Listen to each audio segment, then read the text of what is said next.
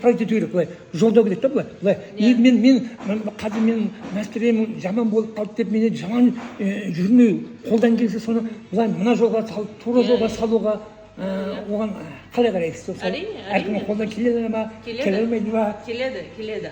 Деген адам істей алады, әркімнің өз қолынан келеді, менің ойымша. Өзі қандай жолға салам десең де, қалай жүрем десең де, қалай істеймін десең де, әр адам өз-өзін былай өзгертемін десе де, жан несін өзгертемін десе де, Адамның өзінің қолында ғой, адам өзінің қолында. Иә. Енді мен мына осы 75 жасқа келіп, мен енді ақыл сұрап жатырмын да.